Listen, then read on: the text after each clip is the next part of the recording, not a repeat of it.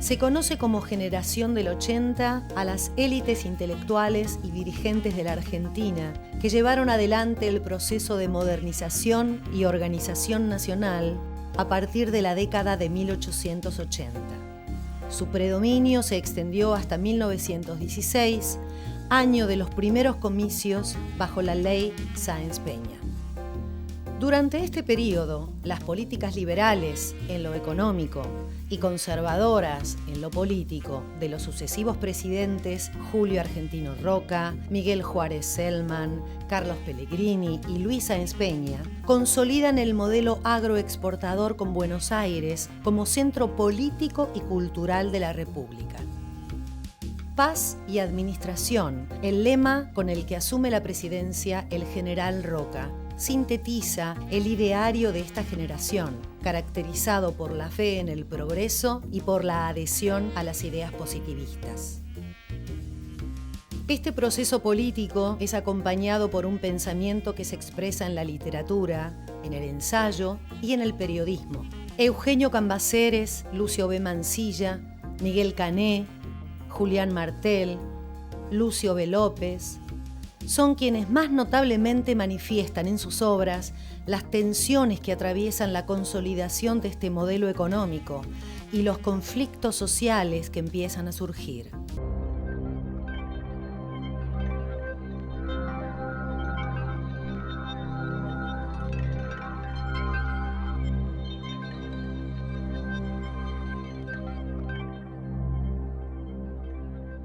Se llama Generación del 80 a un grupo de dirigentes políticos que alrededor de 1880 terminó de organizar el país y dio inicio a un período marcado por la gran importancia del modelo económico agroexportador y por un sistema político que concentró el poder en ese mismo grupo a través de la baja participación y del fraude electoral. También se llamó Generación del 80 a un grupo de escritores relacionados con esos dirigentes que ocupa un lugar central en la historia de la literatura argentina. Este programa se ocupa de toda la generación del 80, que tuvo un proyecto que es central para entender la formación de nuestro país. Fueron los fundadores de la Argentina moderna.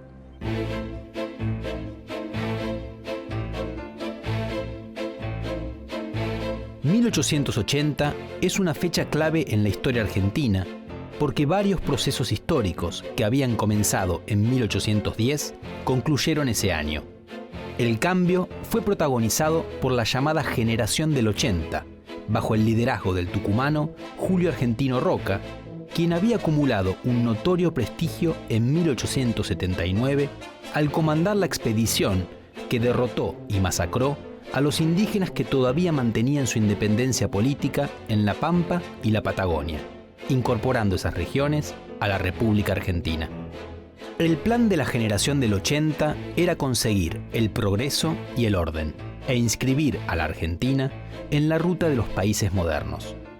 Al mismo tiempo, inventó una tradición nacional que dejaba traslucir algunos valores marcadamente conservadores para pensar las relaciones sociales. Con la Generación del 80 se consolidó el modelo agroexportador, la inserción de Argentina en el mercado mundial y el apogeo de la clase terrateniente.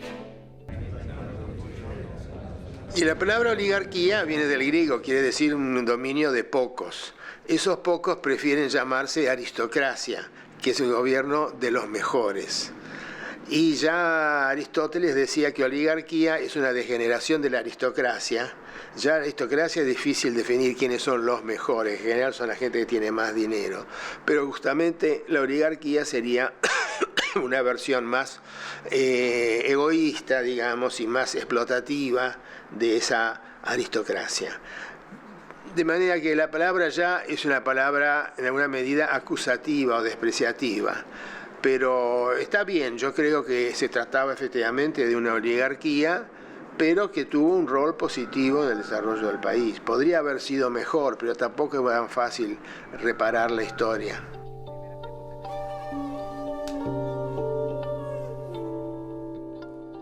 Una élite dirigente con clara idea respecto de cuáles son los pasos que tiene que llevar adelante el país para ponerse al día en términos económicos, también sociales, de todo tipo, y al mismo tiempo que aspira a la contención de los impulsos más transformadores, más que tienen que ver con esta nueva sociedad que se está formando. En el caso del 80 en la Argentina, a partir del proceso inmigratorio, a partir de la emergencia de una sociedad popular muy diferente a la que esta élite estaba acostumbrada. Entonces, por un lado, hay un proyecto muy fuerte de modernización que tiene que ver con la construcción de instituciones estatales, con la construcción de infraestructura para colocar al país en condiciones de producir para el mercado mundial, con la integración del país a circuitos internacionales, pero también con una fuerte corriente de integración social que le da los aspectos más progresivos a esta élite, por ejemplo, con la idea de la educación pública, con la idea de la inclusión a partir de instituciones estatales del conjunto de esta sociedad tan heterogénea, incluso con la idea de homogeneización de esta sociedad tan heterogénea. Todos estos elementos me parece que apuntan a la idea de modernización, pero al mismo tiempo lo conservador tiene que ver con una élite dispuesta a justamente conservar el poder para las clases dirigentes tradicionales. Un mal gobierno pasa, y si viene otro malo enseguida pasa también. Pero las revoluciones son como el incendio. Abrazan la heredad, devoran la simiente y agotan la savia por muchas generaciones, cuando no esterilizan el suelo por siglos.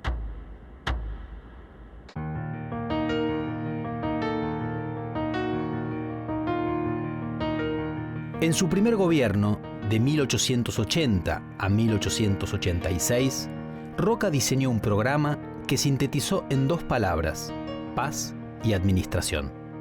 Para lograr ambos propósitos, confiaba en el crecimiento de la economía. Si todos se dedicaban a perseguir objetivos económicos, se debilitarían las pasiones políticas que habían caracterizado al país. En ese esquema, todo el papel que le cabía a la política era el de administrar el libre desenvolvimiento de las personas, que impulsando sus intereses privados, contribuirían al bienestar común. Este discurso antipolítico no se traducía a la realidad. Los hombres del 80 implementaron una serie de medidas importantes que excedían la mera administración.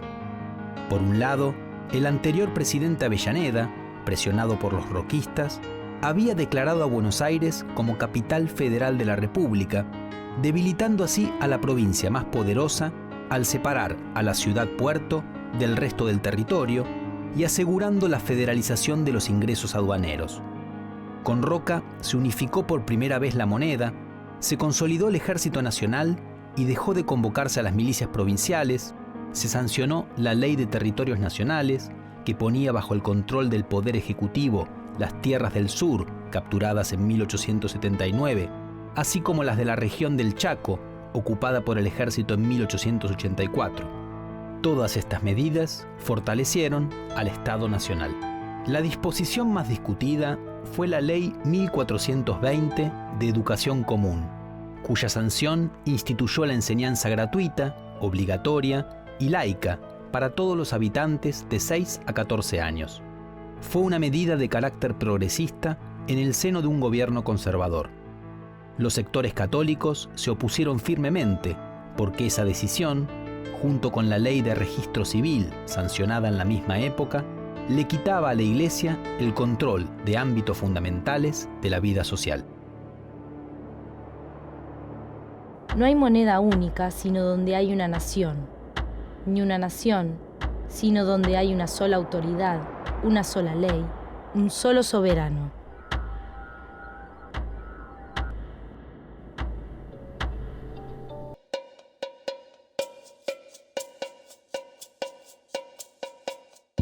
El proyecto del 80 parecía avanzar con paso rápido y seguro. Hacia 1889, el gobierno del sucesor de Roca, Miguel Juárez Celman, parecía estar consolidado. Tenía amplia mayoría en ambas cámaras y contaba con el apoyo de los gobernadores. El nuevo presidente desconfiaba de la actividad política aún más que su predecesor. Para Juárez Celman, lo que se necesitaba eran administradores eficientes y no clientelas de comité. Sin embargo, esas certezas se volverían dudas desde 1890. Ese año comenzó una aguda crisis económica que tuvo efectos muy fuertes. Al mismo tiempo, se desencadenó una crisis política. Diversos actores, descontentos con el roquismo, desde Bartolomé Mitre hasta los sectores católicos, pasando por antiguos autonomistas como Leandro Alem, organizaron la Unión Cívica y se levantaron en armas en la llamada Revolución del Parque. Fueron vencidos, pero la situación obligó a Juárez Celman a renunciar. La quietud política fue vertiginosamente reemplazada por el entusiasmo público. Algunas ideas centrales del roquismo, como identificar a la política con el gerenciamiento, también entraron en crisis. Los autores de la Revolución del Parque realzaron el valor de la vida política y del activismo cívico y criticaron la afirmación de que el progreso económico implicaría el progreso moral de toda la nación. Yo sostengo y sostendré siempre la política de los principios. Caiga o no caiga, nunca transaré con el hecho, nunca transaré con la fuerza, nunca transaré con la inmoralidad, nunca transaré con los conculcadores de las instituciones y de las libertades públicas. Nunca esperaré el desenlace de ciertas situaciones para entrar en ellas. He de luchar siempre como fuerte y como bueno, sean cuales fueren los resultados, porque para mí la idea moral es la única que puede regenerar la sociedad.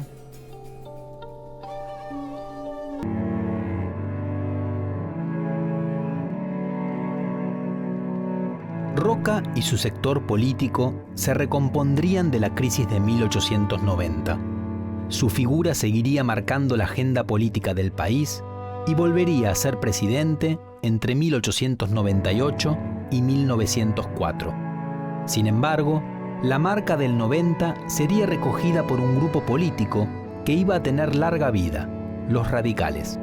Su partido mantendría una idea que dominó a la Revolución del Parque: la importancia de la política y el activismo cívico para el progreso de la nación. Entre 1880 y 1890 concluyó el proceso de formación de un Estado nacional y se consolidó una economía capitalista. Viejos problemas se cerraron, pero se abrieron otros nuevos. El proyecto de la generación del 80, entonces, fue una bisagra entre una nación en construcción y la Argentina moderna. La generación del 80 fue usada como espejo por distintos grupos políticos posteriores. Algunos intentaron emularla y muchos otros criticaron su modelo oligárquico de país. ¿Qué quedó en pie del proyecto del 80? Si bien el modelo agroexportador terminó en 1930 y Argentina vivió distintos procesos económicos desde entonces, las exportaciones agrarias siguen siendo centrales en la economía de nuestro país. Otros elementos del 80, como la importancia de la educación pública o el gran poder que tienen los presidentes de la nación, continúan siendo rasgos fundamentales. Y finalmente, el modelo del 80 implicó una gran desigualdad social. Esta se atenuó durante el siglo XX, pero a partir de la década de 1970 y de la década de 1990 volvió a ser un rasgo terrible y decisivo de nuestra realidad nacional.